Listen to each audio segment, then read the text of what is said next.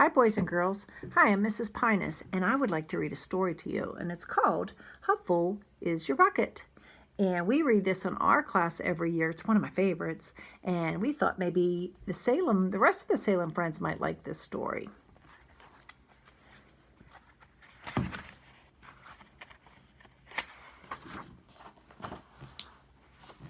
Okay, can you see the pages? Here we go. Felix was putting one of the last blocks on his tower when his little sister came in. "I want to build with you," she said. Felix scowled. "Go away, you're too little."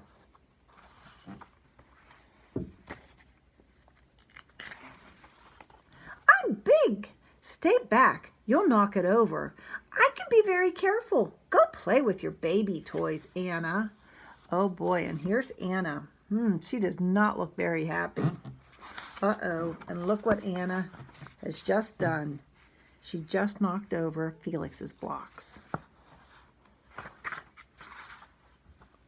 "Grandpa!" Grandpa shook his head. "Felix, you just dipped from your sister's bucket.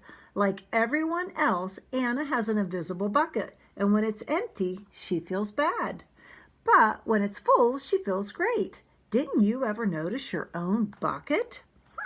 Invisible bucket? Sometimes Felix couldn't quite tell when his grandfather was joking. An invisible bucket. Do you know what invisible means? Invisible means you can't see it.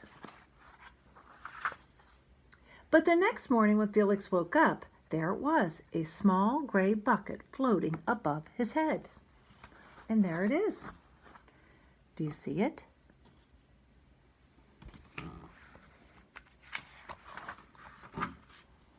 When Felix came down to have breakfast, his mom was in a hurry. "I've got a meeting this morning, and it's almost time to go. Anna, sit still." Oh, so here's Mom, and she is in a big hurry. She's trying to comb Anna's hair. And look at Felix. Uh-oh. Look what's going to happen.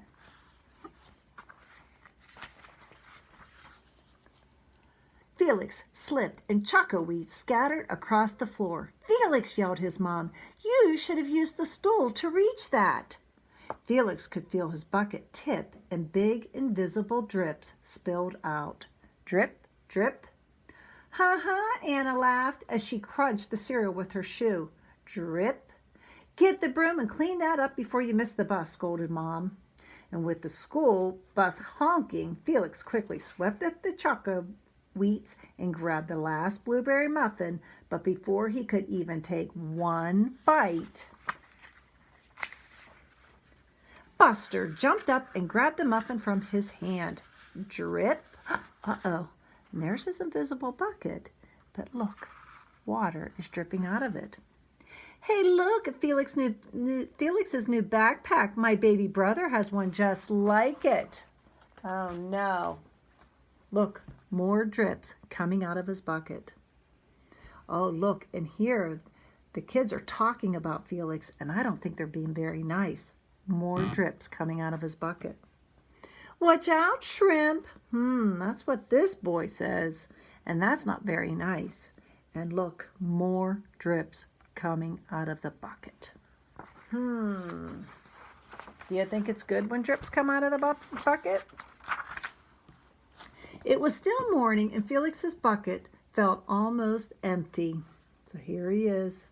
Here's his bucket, and it doesn't look very full. As he watched his classmates walk into the room, he secretly hoped they would trip and fall. That's not a very nice thing to think.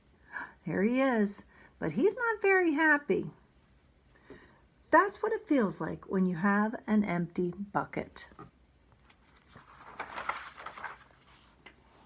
Felix slumped into his seat and waited for something else bad to happen. Mrs. Bumblenickel walked slowly up to his desk and handed him a paper. Oh, he could hardly bear to look. "Felix, you wrote a wonderful story. Would you please share it with the class?" Felix grinned and felt a big drop land right in his bucket. So look, there's a drop going into his bucket.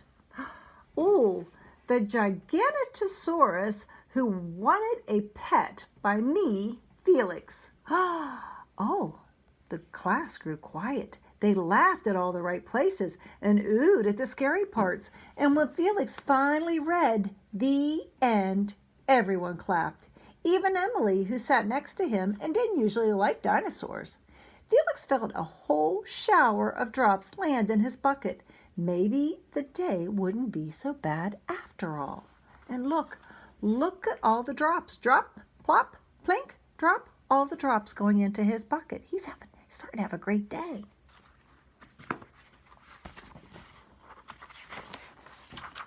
Oh, let's see what's next. Oh, here he is having lunch with his friend. And here's a note out of his lunchbox from his mom. Love you, Mom. Oh, more drops in his bucket. Oh, and here's his teacher saying team captains today are Veronica and Felix. And look, more drops. Oh, and here's his teacher saying, nice cow. And Felix says, it's a dog. And the teacher says, well, nice colors there, Felix. And here is someone saying, cool laser ant backpack, Felix. Oh, look, more drops in his bucket.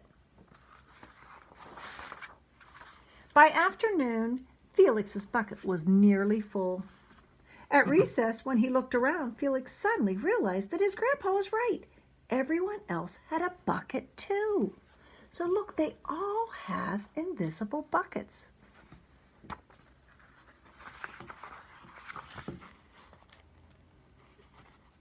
It's hard to turn these pages. Oh, and look, the teacher dropped the papers, and Felix is helping pick them up. Let me help you. Look, a drop for Felix and a drop for his teacher. Oh, and here someone's playing catch. Here's your baseball. Catch. Thanks, dude.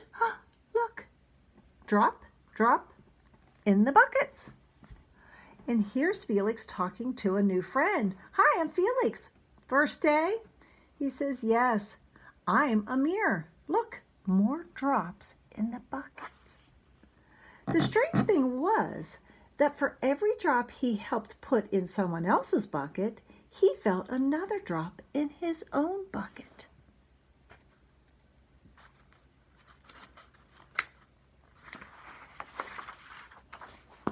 When Felix burst into the door after school, he shouted, you were right, Grandpa. I do have a bucket, and I understand how it works. Then he saw Anna's torn doll. Bad dog, he almost scolded. But then he thought dogs might have invisible buckets too. Your doll will be okay, Anna, said Felix. Mom will fix her. Until then, do you want to help me build the tallest building in the world with my blocks?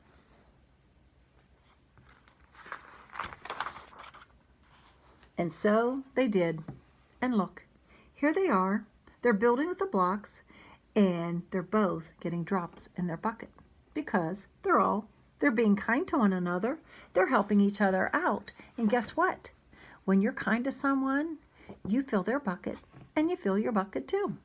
So try to fill someone's bucket today, and maybe they'll fill yours too. All right, have a good day. Bye-bye.